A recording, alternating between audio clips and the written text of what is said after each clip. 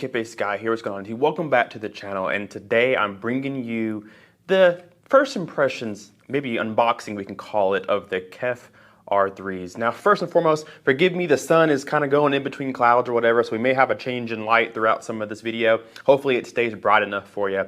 But these are the KEF R3 bookshelf speakers, and I'm probably more excited to have these than I am the R11s, because I've heard so much good stuff about these R3 bookshelf speakers, probably more stuff about these than I have of the R11s. And so when we finally have my hands on them, now I have to give a huge shout out to Accessories for Less, because that's where I bought these speakers from, both the R11s and the center channel and this right here, the R3s, and they gave me a fantastic deal on these. I was going to buy some lightly used, refurbished, whatever for, I think they're $14.99. New ones go for $21.99. And the guy recognized my name who works there and gave me a huge discount on these. I bought these actually for $1,500, $14.99, originally $2,200. So I had to jump on him. I have to give a huge shout out to Austin, who is actually the son of the owner, I believe the owner of Accessories for Less. We had a nice conversation. I'll put it up on the screen. Had a nice conversation just talking about speakers, and didn't know I was a YouTuber, and congratulated me on almost 25K subscribers. Just a really nice person to talk to. And he actually subscribed to the channel shortly after our conversation and helped me get a really nice deal on these R3s. So thank you so much to Austin and Accessories for Less for the hookup. Now, these R3s are a beautiful speaker. They mimic just the beautifulness of both the center channel that I have, the R2C, and the R11s themselves. Same kind of technology, of course. It's in the same R lineup. And I'm excited to have these. These are actually a lot bigger than I thought they would be. When I got the box today from FedEx, I didn't realize how heavy and big these are until I had to bring them into the house and bring them here to work where we're doing the video right now. These things are very heavy, and they're very tall, which is probably why they have such a good bass response, or at least we'll see. I'm gonna go through some specs with you guys. I have there's the booklet here.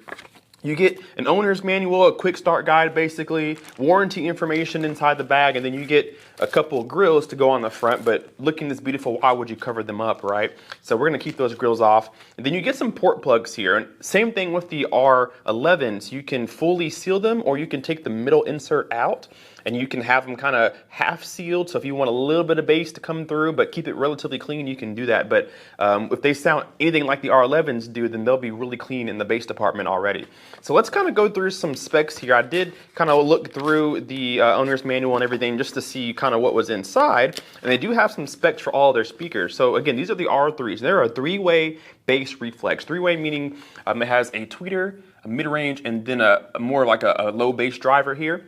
And they claim that you can get down to about 30 hertz in-room response, which I am super ecstatic to try to test, because I don't think I've ever heard a bookshelf speaker to actually get that low. Now, I've seen some get close, but it's not really usable. But they claim 30 hertz, more like 38 to 50 is your typical in-room response. 38 hertz up to 50 kilohertz is what they say. And so that's a really nice and really broad frequency response. So these bookshelves say to me that they'll be great with music, and they'll be great as your main speakers. If you want to run like a bookshelf system, a home theater system, these should be able to handle that. Speaking of handling, they say they like a 15 to 180 watt kind of amplifier, which is perfect because my monoplius is going to give them 200, so they'll eat every bit of that power.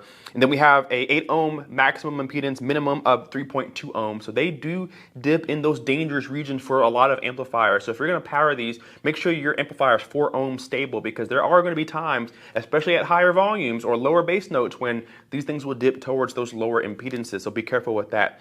Now, just like the rest of the lineup, this is in the upper 80s as far as the sensitivity is rated, 87 dB sensitivity. So they're not incredibly hard to drive, but not the most efficient either. Of course, with their design, it kind of makes sense. So again, you're gonna want to power these with as much power as you can, not only because of the ohm impedance, but also because of the sensitivity. You're gonna wanna give them a lot of juice. And then we talked about the height of these. These are actually 16.6 inches tall. So probably as tall as my Polk LSIM 703s I had. They're probably about that tall as these, if not taller. They come in at 13.2 inches deep and then 7.9 inches wide. So a lot more tall than they are wide, but they're also pretty deep speakers as well. Now you guys had a close-up shot of the flex port technology in the back. I kind of talked about this on the R11s. The port is made of this kind of like rubbery felt material. So when the air passes through the back side of this port, you don't have port chuffing. You don't hear that air releasing through the back side of the speaker. And so that's a nice touch. And then if you want to go further, like I said, you can plug those ports completely and get a more tighter response. Maybe we'll play with that and see what we think about it in the later review. But the port technology is really nice. I like the way it looked, and it's off-centered as well. Just a little cool little touch. Now the binding posts are the same as you see on all of the other R speakers. You have the ability to buy wire or buy amp, or you can keep them linked together if you're not going to do that. For me, I'm going to buy wire all my speakers. And so I can twist the link knobs to unlink or link them depending on how I'm going to set them up. And I am going to use banana plugs as well. And so these are really nice, high quality binding posts. Now I heard some people say the internals aren't the best as far as quality goes, but I don't think that I'm going to get into messing with them too much. I'll leave them how they are and just use them how intended. And so they look pretty good on the outside. They're really sturdy, fit pretty much every banana plug that I've ever had. So they do well with whatever banana plug you're going to use at home.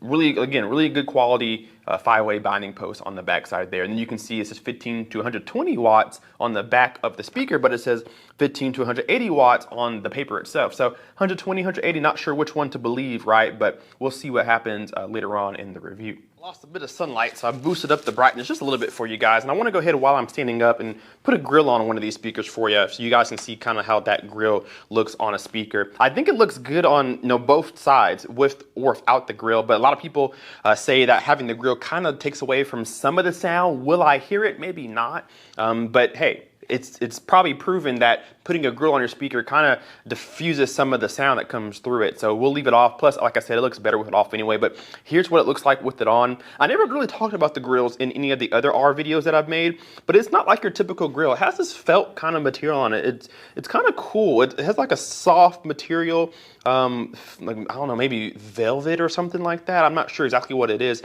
but it's definitely different than any other grill that I've experienced with having on a speaker. And again, magnetic, as you guys can see, of course, and then KEF logo on the top.